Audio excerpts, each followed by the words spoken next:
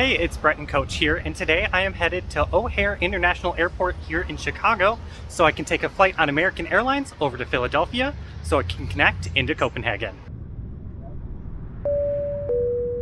Join me as I explore Chicago's International Airport, get interrupted by a fire alarm that no one reacted to, and then finally push off at our gate so we can fly to Philadelphia. Let's start and head to the airport. How I get to Chicago's airport from my home is a bus ride which takes about an hour and a half depending on how many stops we make, and then we have to jump on to the blue line to take us directly into O'Hare.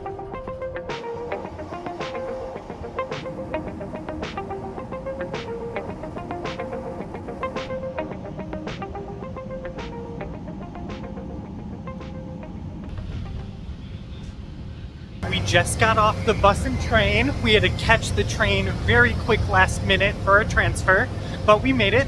Now to check in and drop off our bags. Checking in and bag tags was just a quick kiosk, and then we were off to security. Made it through TSA just fine. Brian had pre-check, I did not, so we got split up.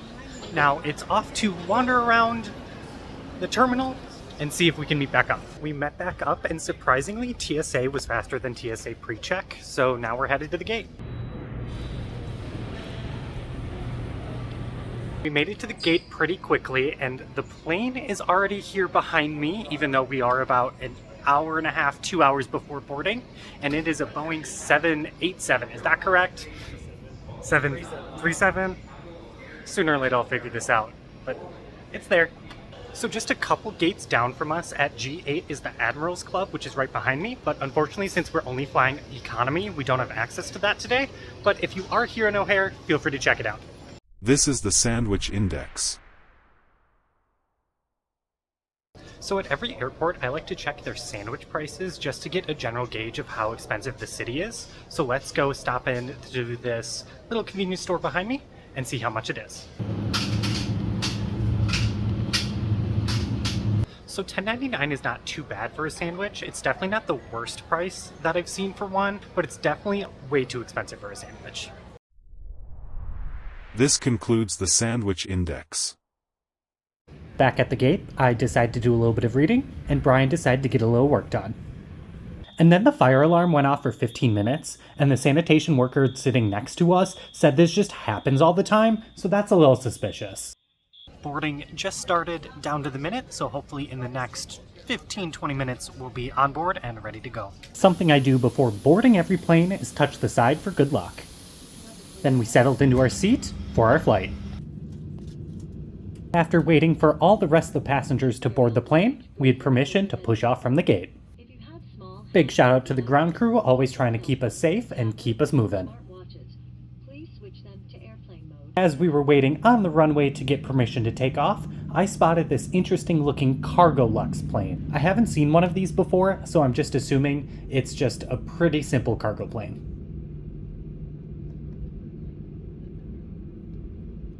Before we take off, let's check the legroom. I'm only about 5'8", so I have a couple inches between the seat in front of us, so it's just okay. But now let's actually get in the air.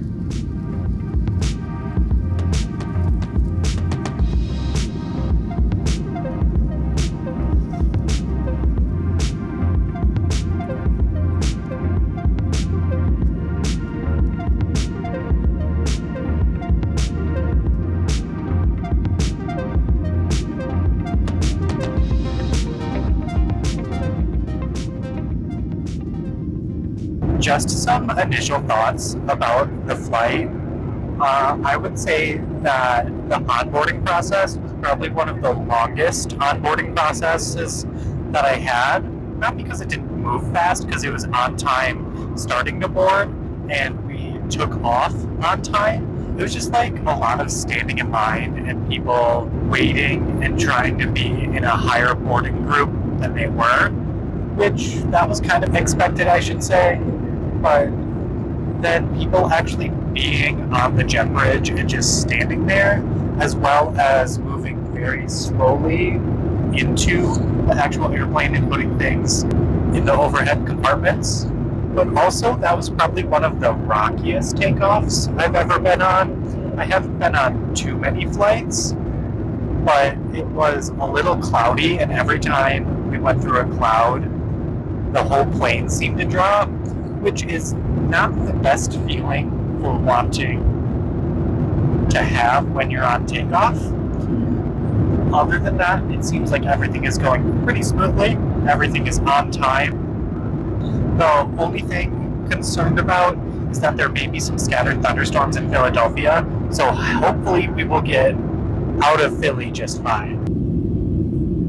Other than that, I will do a quick seat tour when we hit the no seatbelt sign off and go from there. A couple moments later, the seatbelt sign did come off. First off here, we have the tray table, which did have a couple coffee stains on it, which is kind of gross.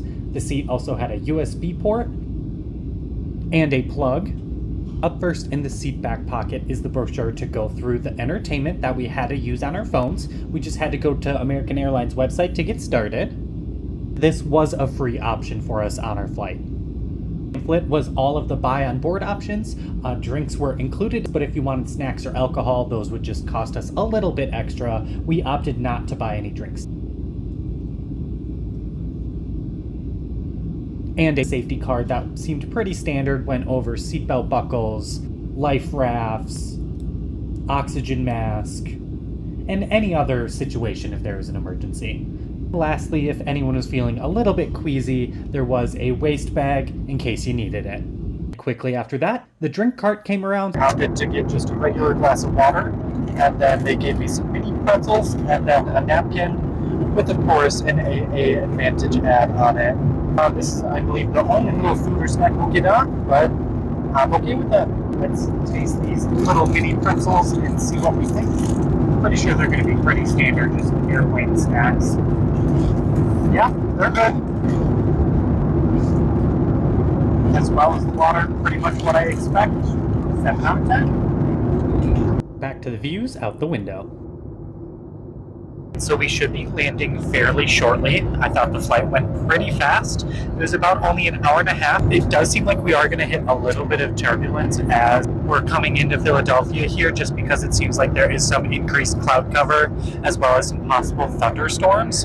Overall, I felt like the flight went by pretty fast, especially when I just put in my headphones and stared out the window the entire time. I really don't have any complaints about not having in-flight entertainment like that.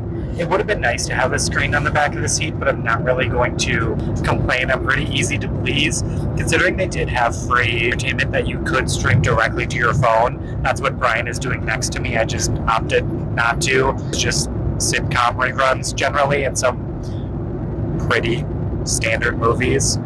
Otherwise, can't really complain overall about the flight. I would say that the passengers and the cabin crew, there's a little bit of turbulence. The passengers and the cabin crew seemed pretty standard. No one was really acting up. Everyone just kind of seemed generally tired, but that's just kind of how life is. No one was really going above and beyond with anything, but that's perfectly fine with me, especially because it's a job. So overall, I would probably give the flight 6.5 out of 10. Nothing special. It was a coach seat, so we're basically packed in like sardines. And I really can't fault any of the cabin crew because it was a very booked up flight.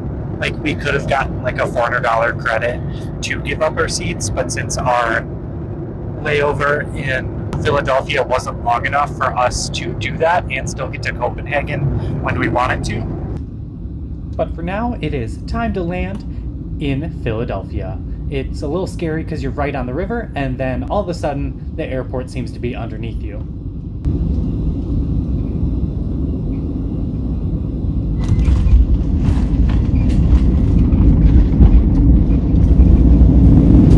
I think I am going to wrap up this video here.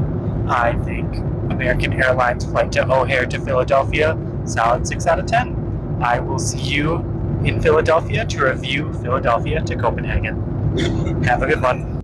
Before we wrap up, we have to pull up to the gate and disembark, but I have some quick last thoughts as well.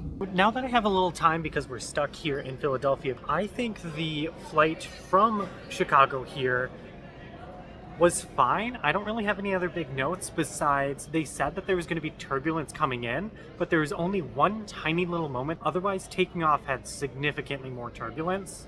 So I'm not quite sure why they made like a big rush to get the plane ready for landing, but then they seemed awkwardly chill about it taking off, which was about 30 times worse, just because the beginning had turbulence and the ending landing just didn't. Thanks for watching the first ever Brett and Coach official full video. Make sure you like, comment, and subscribe because there's definitely more to come.